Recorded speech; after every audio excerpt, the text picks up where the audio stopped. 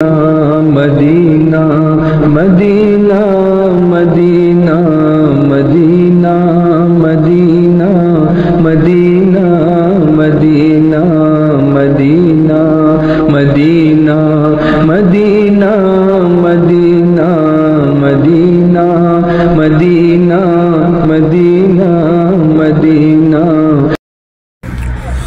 अस्सलामु अलैकुम रहमतुल्लाहि व बरकातहू। नाज़रीन, ये एक खजूर का बाग है जो हज़रत उस्मान गनी रदियल्लाहु ताला के नाम से मंसूब है। ये देखिए, बहुत दूर दूर तक खजूरों के दरख्त नज़र आ रहे हैं। सुबहान अल्लाह सुबहान अल्लाह। आइए फिर एक बार हम सैयद नवीद साहब की बारगाह में हाजिर होते हैं जो इस बाग के हवाले से कुछ कहेंगे। ये मदीने का बाग है और ये बाग हज़रत उस्मान गनी रदियल्लाहु ताला से मंसूब है। अस्सलाम वालेकुम सैयद साहब। वालेकुम अस्सलाम। जी जी जी, कुछ फरमाएं इस ताल्लुक से।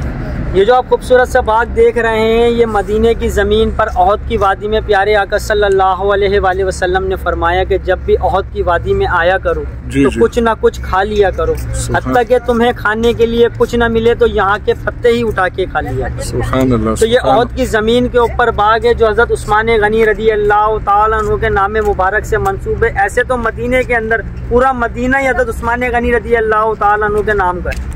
आज भी उनके नाम के बिल बैंक अकाउंट हैं, आज भी उनके नाम पर बिजली और पानी के बिल आते हैं। अगर आपने मरकजिया के अंदर एक होटल देखा हो जिसका नाम है वक्फ उस्मान बिन अफ़्फ़ान रदियल्लाहु ताला अन्हु, तो पूरा होटल जो हज़रत उस्मान गनी रदियल्लाहु ताला अन्हु की मिल्कियत है, जिसके बिल आज भी उनके नाम पर आते हैं। और उससे जो कमाई होती है ना, वो गरीबों में और यतीमों में और रमजान के अंदर जो हरम के अंदर अफ्तार और सैर का इंतजाम किया जाता है उसके अंदर वक्फ किया जाता है। सुभान अल्लाह। देखें उजाजान इकराम, हाजियों का रुझान मदीने की तरफ इतना है कि यहाँ पर इतने बाग नहीं है।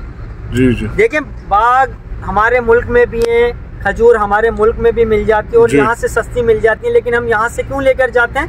क्योंकि निस्बत मदीने की जुड़ जाती है और जिस चीज से निस्बत मदीने की जुड़ जाए वो चीज फिर दुनिया में अफजल भी है और आला भी है। बेशक बेशक। तो इस बाग की खुसूसियत ये है कि इस बाग की जो है ना खजूर यहाँ पर तोड़कर बेची नहीं जाती। जी जी। ये अपने हुज्जाज आने काम के लिए जो यहाँ जियारत के लिए आते हैं तो उनके लिए एक मार्केट सी बना दी है और निहायत ही सस्ती कीमत में खजूर फरोख्त की जाती है। तो इसी बाग की खजूर हैं, वो कहीं फरोख्त नहीं कर रहे दुकानों पे कहीं, क्योंकि वो हुज्जाजों ने, क्योंकि देखें आप यहाँ मदीने आए हैं तो जियारत के लिए आए। जी जी जी। जियारत पे जब आएंगे तो जियारत में आपको हर चीज मिलेगी, तो ये बाग भी जियारत है, ये पूरा बाग भी एक जियारत है। हज़रत उस्मान गनी रदियल्लाहु ताला अन्हु के नाम मुबारक से पूरे मदीने में बहुत बाग है। इतने बाग हैं। सबसे जो अमीर साहबा है ना, साहबा में उनका नाम है हज़रत अब्दुर्रहमान बिन औफ रदियल्लाहु ताला अन्हु, लेकिन हम लोगों को जहाँ तक के तालीम दी गई वो हज़रत उस्मान गनी रदियल्लाहु ताला अन्हु के नाम से दी गई है। कहा जाता है कि हज़रत उस्मान गनी रदियल्लाहु ताला अन्हु के खजानों की चाबियाँ, जी जी, खजाने नहीं, खजानों की चाबियां ऊँटों पे जाया करती। अगर किसी का खजाना ऊँट पे जाए ना तो एक सबर आ जाता है कि भाई खजाना ऊँट पे जा रहा है। हज़रत उस्मान गनी रदियल्लाहु ताला अन्हु की खजानों की चाबियां ऊँटों पे जाया करती थी।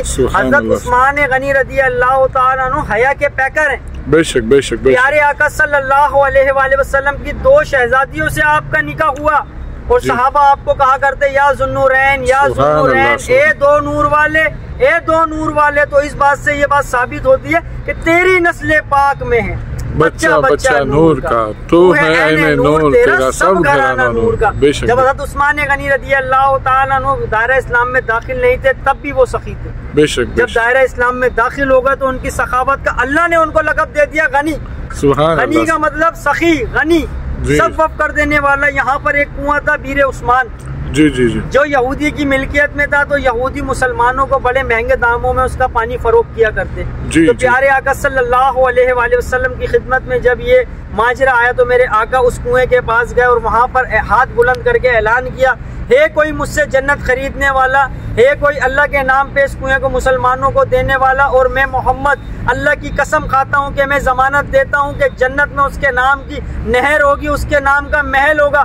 तो हज़रत उस्मान गनी रदियल्लाहु ताला अन्हु उस मजमे में हाथ खड़ा करते हैं, अना या रसूल अल्लाह सल्लल्लाहु अलैहि वसल्लम, या रसूल अल्लाह मैं खरीदूंगा। जब यहूदी के पास पहुँचे, उस यहूदी से कलाम किया, हे यहूदी बताओ तुम्हारी इस कुएं की क्या कीमत है, मैं तुम्हें देने के लिए तैयार हूँ। तो यहूदी कहता है कि देखें जी, मेरे बीवी बच्चों का सारा निज़ाम इस कुएं से चलता है, ये कुआं मैं आपको नहीं बेच सकता। तो हज़रत उस्मान गनी रज़ी अल्लाह ताला अन्हु फरमाते हैं ऐसा करो, आधा कुआं बेच दो।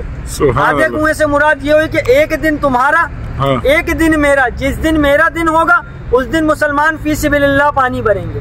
जिस दिन तुम्हारा दिन हो, तुम्हारी मर्जी, तुम किसी भी दामों में पानी फरोख्त करो, हमारा कोई दखल नहीं होगा। तो यहूदी आधा कुआं जो उस टाइम की कीमत लगती है वो वक्त कर दे तो बेच देता है। तो जिस दिन हज़रत उस्मान गनी रज़ी अल्लाह ताला अन्हु का दिन होता, मुसलमानों का दिन होता, तो मुसलमान पानी स्टॉक कर लेते, जमा कर लेते। और जब अगला दिन यहूदी का होता तो वहाँ कोई जाता नहीं।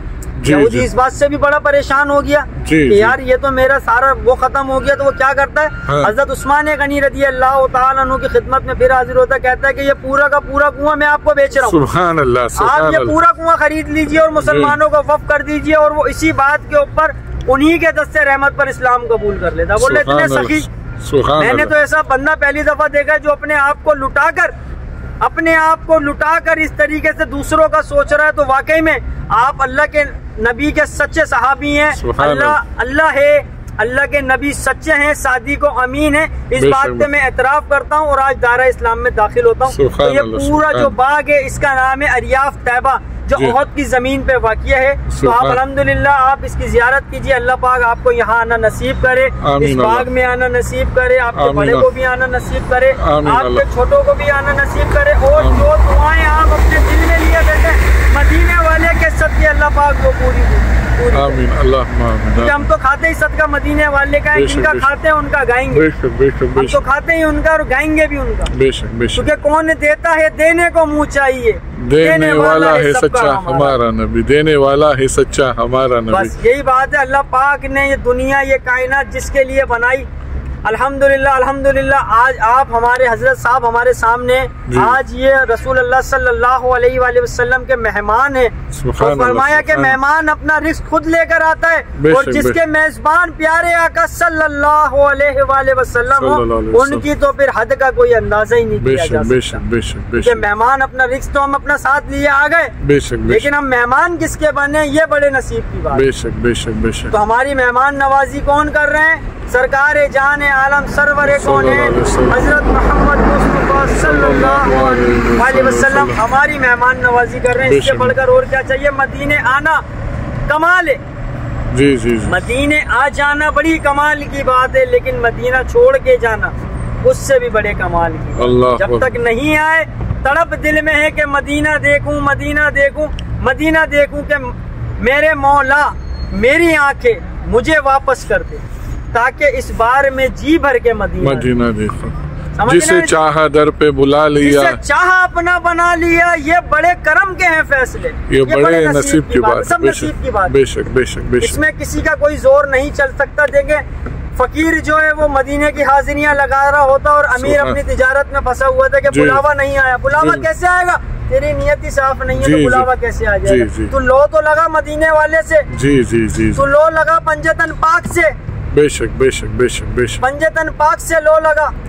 बिल्कुल प्यारे आका सल्लल्लाहु अलैहि वसल्लम हुज्जतुल विदा के अंदर मुसलमानों के लिए सिर्फ दो चीजें छोड़ कर गए और फरमाया कि इसकी रस्सी को मजबूती से थाम लेना, कभी गुमराह नहीं होगे। वो दो चीजों में क्या चीज है? पहली चीज है कुरान पाक, बेशक, और दूसरी चीज है अहले बैत। अहले बैत कौन? मेरे प्यारे आका सल्लल्लाहु अलैहि वसल्लम के घर वाले, वो दर वाले, ये घर वाले, घर वाले होते हैं। जी माशाअल्लाह। और मेरे आका, मेरे हुजूर, मेरे मदनी करीम आका सल्लल्लाहु अलैहि वसल्लम की नस्ल का बच्चा शहीद किया गया।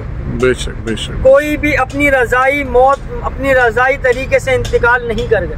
सबको चुन चुन कर कत्ल किया गया, शहीद किया गया। और शहीद करने वाले भी मुसलमान। अल्लाह रहम। हज़रत उस्मान गनी रज़ी अल्लाह ताला अन्हु को भी शहीद मुसलमानों ने किया। तो वो मुसलमान जरूर थे, लेकिन कौन से? मुनाफिक, जिनके बारे में अल्लाह पाक ने कुरान पाक में भी फरमा दिया है, मुनाफिकीन की आयतें उतार दी। जो जबले ओहद की जो जंगे ओहद हुई है उसके अंदर भी 300 मुनाफिक थे, जो कहने को तो प्यारे आका सल्लल्लाहु अलैहि वसल्लम के साथ थे, लेकिन कहते हैं कि अगर आपने इस जंग में हमारा मशवरा मांगा तो हम आपके साथ इस जंग में लड़ेंगे, अगर आपने हमारा मशवरा नहीं लिया तो हम इस जंग में आपके साथ नहीं है। तो वो क्या तय करते हैं? उनका मुआहदा काफिरों से था कि हम उनको उलझाएंगे, मदीने के अंदर ही जंग पे आमादा करेंगे और तुम हमला कर देना। तो सहाबा ने कहा या रसूल अल्लाह सल्लल्लाहु अलैहि वसल्लम, हम जो ये बात कर रहे हैं मदीने में जंग करने की, इससे तो हमारी औरतों पे, खवातीन पे और बुजुर्गों पे भारी नुकसान होगा। हमने तो जंग करनी है, हमने दिफा थोड़ी करना है। मदीने में रहकर तो दिफा होगा, क्योंकि काफिर जब आएंगे वो कुछ नहीं देखेंगे कि हम किसको मार रहे हैं, क्या नहीं मांग रहे। क्यों ना हम इस जंग को मैदान में लड़ें, क्योंकि हमें मुकाबला करना है। तो जब हुजूर उनकी बातों पर मुशाहिदा कर लेते हैं, अमल कर लेते हैं, तो वो मुनाफिक जो थे ना 300 मुनाफिक, उनको ये बात बड़ी नागवार गुजरी। नागवार क्यों गुजरी? तो वो रास्ते से ही वापस लौट गए, जिनके बारे में जब इंशाल्लाह हमारी अगली ज़ियारत जबल ओहद की है, हम वहाँ जाएंगे। हम एक पूरा नक्शा वहाँ बनाया हुआ है, यहाँ की गवर्नमेंट ने भी वहाँ का नक्शा बनाया हुआ है। इंशाल्लाह बाकी का बयान आपको ओहद के पहाड़ के करीब उस मुबारक पहाड़ की ज़ियारत कराएंगे, जिसके लिए मेरे प्यारे आका सल्लल्लाहु अलैहि वसल्लम ने फरमाया, ये जबल ओहद है, ये मुझसे मोहब्बत करता है, मैं इससे मोहब्बत करता हूँ, और ये जन्नती पहाड़ों का सरदार है। और ये वही पहाड़ है जब प्यारे आका सल्लल्लाहु अलैहि वसल्लम हज़रत अबू बकर सिद्दीक रदी अल्लाह ताला अन्हु, हज़रत उस्मान गनी रदी अल्लाह ताला अन्हु, हज़रत उमर फारूक रदी अल्लाह ताला अन्हु इस पहाड़ के ऊपर सवार हैं, तो ये पहाड़ हिलने लगता है, ऐसे हिलने लगता है जैसे तूफान आ गया है। तो मेरे मदनी करीम आका सल्लल्लाहु अलैहि वसल्लम अपने पैरों की ठोकर मारते हैं और कहते हैं, ए ओहद हिलता क्यों है? क्या तुझे मालूम नहीं तुझ पर एक नबी, एक सिद्दीक और 2 शहीद सवार हैं? देखे मेरे हुजूर ने फालतू कलाम का मना फरमाया। पहाड़ है ना मुझे नफा दे सकता है ना नुकसान दे सकता है, लेकिन मेरे हुजूर ने इससे कलाम किया, मेरे हुजूर को मालूम था ये जवाब देगा। बेशक बेशक। तो ये मेरे कुर्बान जाऊं अपने मदनी करीम आका सल्लल्लाहु अलैहि वसल्लम की ज़ात मुबारक पे, ये पहाड़ मेरे हुजूर से कलाम करता है और कहता है, या रसूल अल्लाह सल्लल्लाहु अलैहि वसल्लम, मैंने तूफान नूह में अल्लाह पाक से दुआ मांगी कि ए अल्लाह, जब तक तेरे महबूब नबी के कदम मुझ पर ना पड़ जाए तब तक मुझे इस दुनिया में कायम रखियो। तो या रसूल अल्लाह सल्लल्लाहु अलैहि वसल्लम, आज मेरी दुआ कबूल हुई है। ये जो मैं हिल रहा हूँ, लरज रहा हूँ, ये खुशी से लरज रहा हूँ कि आपके कदम जो मुझ पर पड़े। इसी पहाड़ के ऊपर प्यारे आका सल्लल्लाहु अलैहि वसल्लम जख्मी हुए, हुजूर के 2 दंदाने मुबारक शहीद हुए, हुजूर का मुबारक लहू इस पहाड़ पे गिरा है। इस पहाड़ ने हुजूर को आपस में ऐसे खुलकर रास्ते दिए, जहां मेरे प्यारे आका सल्लल्लाहु अलैहि वसल्लम ने अपनी पुश्त मुबारक रखी तो ये पहाड़ रुई की तरह नरम हो गया और खुल गया आपस में। और वहाँ एक गार भी उस पहाड़ के ऊपर, जिस गार के अंदर आज भी मेरे मदनी करीम आका सल्लल्लाहु अलैहि वसल्लम के पसीने मुबारक और लहू मुबारक हुआ, जहाँ मेरे हुजूर की मरहम पट्टी की गई थी, यही वो जबल ओहद का पहाड़ है। तो इंशाअल्लाह हमारी अगली ज़ियारत जबल ओहद की होगी। इंशाअल्लाह चलते चलते हम आपको उसकी भी ज़ियारत कराएंगे, हम आपको जबल रोमात के पहाड़ की भी ज़ियारत कराएंगे इंशाअल्लाह। इजाज़त चाहूँगा। अस्सलामु अलैकुम वरहमतुल्लाहि वबरकातुहू। वालेकुम अस्सलाम रहमतुल्लाहि वबरकातुहू। जज़ाकल्लाहु खैर। ये सैयद नवी साहब थे जो मदीने के ज़ायरीन के लिए, उनकी मालूमात के लिए बहुत ही अच्छी रहनुमाई फरमाते हैं। अल्लाह ताला आपको जज़ाए खैर से नवाजे। अस्सलामु अलैकुम रहमतुल्लाह। अज़ीज़ान गिरामी, अस्सलामु अलैकुम रहमतुल्लाहि वबरकातुहू। ये पहला उम्रा है मेरी ज़िंदगी का, जिसकी चंद झलकियाँ आपने अभी देखी।